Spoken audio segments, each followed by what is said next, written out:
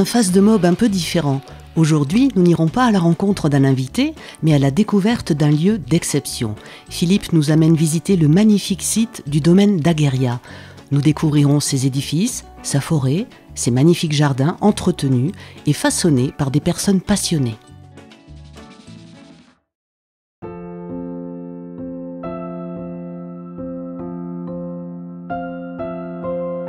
Depuis 1880, le domaine d'Aguerria appartenait aux frères des écoles chrétiennes.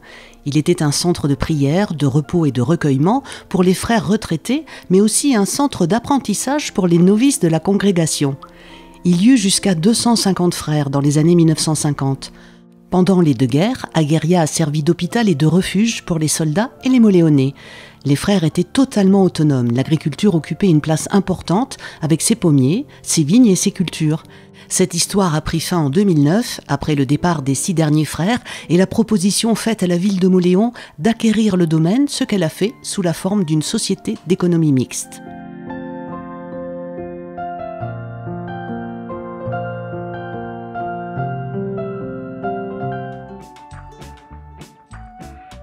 Philippe nous conduit vers un oratoire rappelant la reconnaissance des Moléonais à Notre-Dame d'Aguerria, protectrice de Mauléon pendant la guerre. Bonjour. Comment ça va, Jeanne-Marie? Ça va. C'est quoi cet endroit, en fait? C'est la Vierge d'Aguerria. Oui. Oui. Et moi, j'entretiens les deux parterres hein, Oui. depuis quelque temps. Et j'aime beaucoup parce que ça me fait penser aux frères que j'ai connus ici, à Aguerria. Et parmi ces frères, il y avait le frère Robert, qui vit toujours, qui a 90 ans et qui est dans une maison de retraite à Nantes. Et nous correspondons, je lui envoie toutes les photos que je peux parce qu'il aime beaucoup Aguerria et toute la nature. Et alors cette plaque, parlons un petit peu de cette Oui, plaque. alors, c'est les frères, alors en 2009, ils sont tous partis et le frère Robert est revenu 2 ans après pour installer cette plaque où sont inscrits 71 noms de frères décédés après l'année 1940. Il y a 71. Et ces frères-là sont morts ici à Aguerria. Depuis pas mal de temps, je corresponds avec le frère, Robert.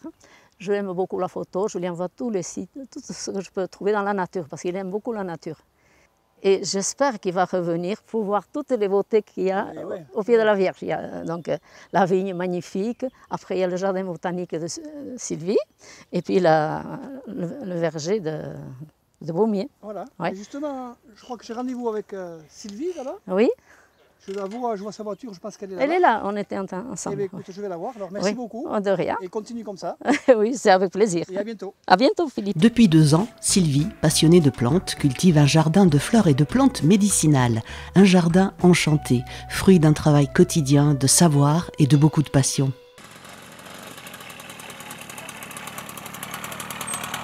Alors Sylvie, bonjour et merci de nous recevoir. Bonjour à vous tous. Il faut que tu nous parles de ce beau projet. J'ai fait une formation sur les plantes médicinales en 3 ans avec l'école lyonnaise des plantes. Alors je pouvais être herbaliste parce que nous, on n'a pas le droit d'être herboriste, c'est réservé aux pharmaciens. Voilà. Et donc herbaliste, c'est un petit brevet de rien du tout. Donc si tu veux, si je devais donner du soin à quelqu'un, je ne pourrais pas dire la reine des prés est bonne pour l'élimination, par exemple. Enfin voilà. Donc il faut vraiment être pro, quoi. Donc moi je me suis dit, j'ai envie que les gens ils connaissent les plantes. Et voilà, après toutes les plantes, là il y a plus de 80 plantes. Et je voulais faire par système ORL, système des reins, système cardiovasculaire. Et en fait, j'ai mélangé toutes les plantes parce que c'est pas possible. Et au départ, tu achètes les pousses? Comment ça se passe? C'est des graines ou c'est des pousses? Alors, j'ai acheté pas mal de semences. C'est des semences. Voilà, que j'ai fait pousser dans la oui, serre. dans la là, petite serre, oui, voilà. oui. Et il y en a beaucoup qui viennent de la nature, comme la reine des prés qu'on voit là, l'angélique, ça pousse dans les fossés, l'épilobe aussi, la guimauve aussi. Enfin voilà, il y en a beaucoup que j'ai prélevées dans la nature. Et j'avoue qu'elles se sont développées d'une façon extraordinaire en 1 an seulement, quoi. Elles se plaisent, oui, c'est sûr qu'elles se plaisent. Ouais. Bon, après, c'est un travail énorme. Je suis venu te filmer avec ton copain. Là. Ouais. C'est combien d'heures enfin, je ne sais pas si on peut calculer les heures. Bah, moi, j'y suis tous les jours parce que quand tu commences à désherber d'un côté, tu n'as pas fini et qu'il faut recommencer de l'autre.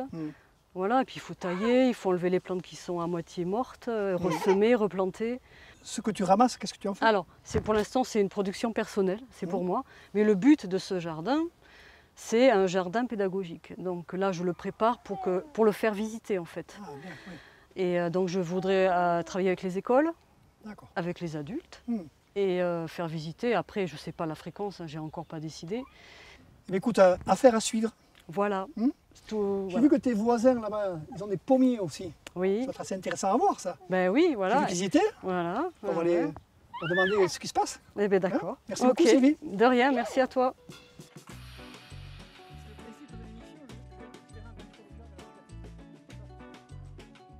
La particularité, c'est que c'est des pommiers qui viennent un petit peu de tous les villages de Soule, c'est ça? Voilà, des deux cantons.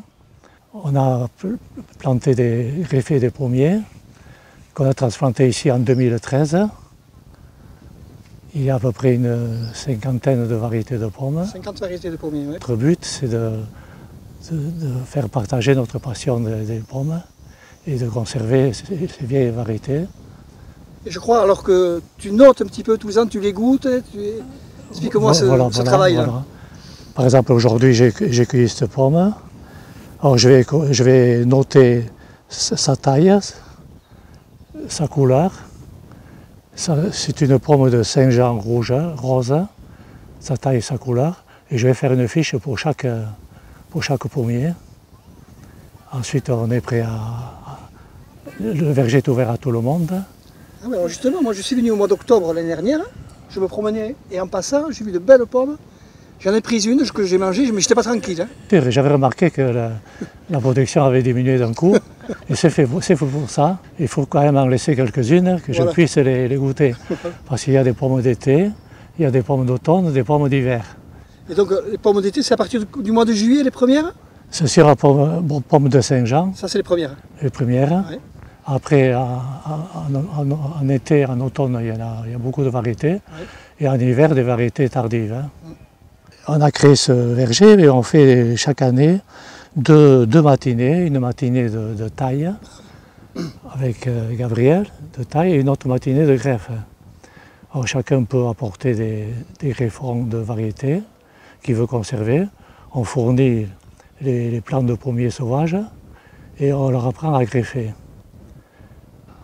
Eh bien, merci beaucoup. Voilà. On va continuer notre visite, continuer notre promenade. Et bonne continuation à toute l'équipe. Merci Philippe.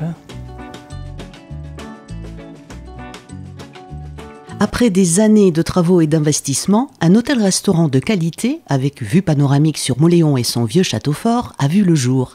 Mila, la gérante de l'hôtel-restaurant, nous présente son activité. Mia, bonjour. Bonjour Philippe. Merci de nous recevoir dans ce bel endroit. Avec plaisir. On a été se balader un petit peu tout à l'heure, on a vu tous les gens qui travaillaient, magnifique, que des gens qui sont motivés. Oui. Et ici, à l'intérieur, qu'est-ce qui se passe? Qu'est-ce qu'il y a exactement? Raconte-moi un petit peu ce que c'est ce bâtiment de l'intérieur. Alors, donc ça a été rénové depuis 2017 à un hôtel 3 étoiles, donc avec 25 chambres. Donc chambre tout confort, lit en 180, douche à l'italienne, donc les chambres sont toutes rénovées avec climatisation.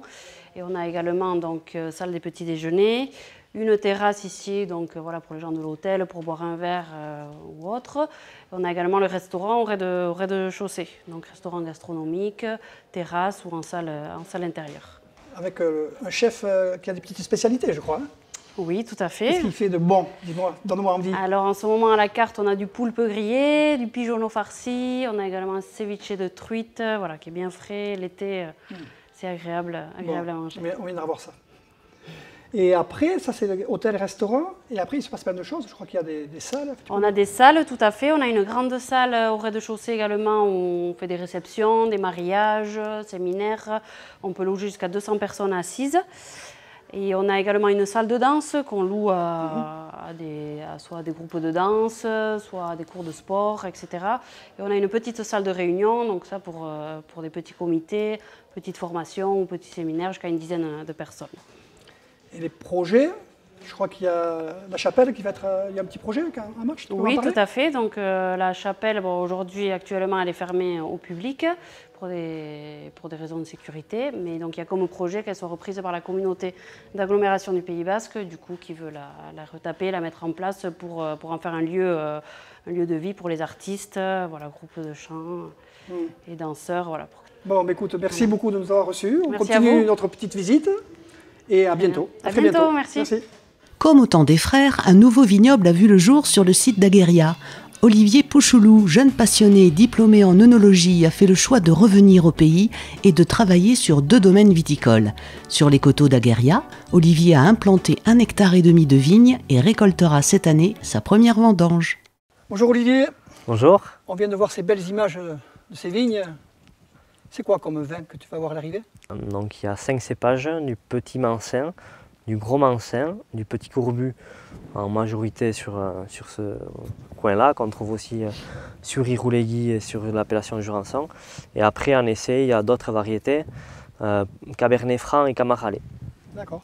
Et qu'est-ce qui fait la qualité de... Pourquoi planter une vigne à cet endroit-là?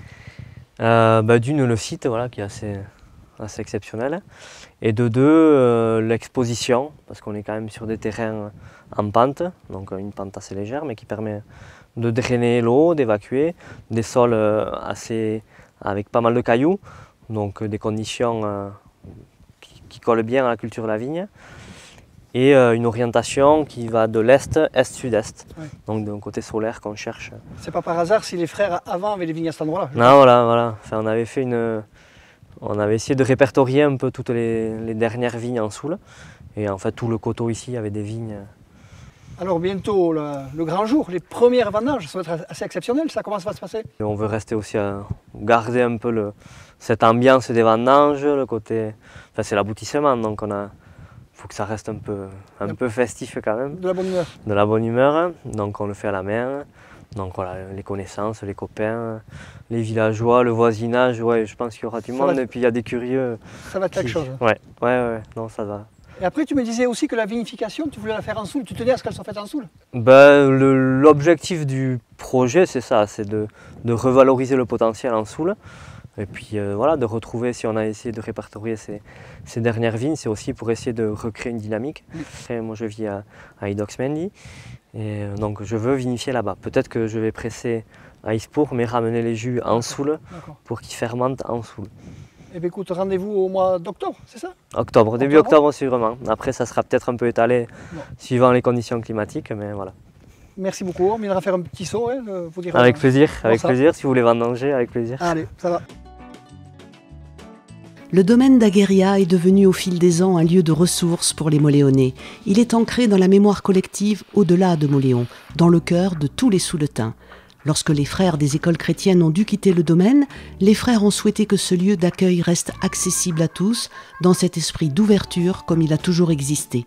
Nous remercions tous les intervenants passionnés qui nous ont reçus et souhaitons que l'esprit des frères plane toujours sur les hauteurs d'Agueria, sur ce site merveilleux qui est certainement un peu l'âme de notre chère cité de Mauléon-Lichard.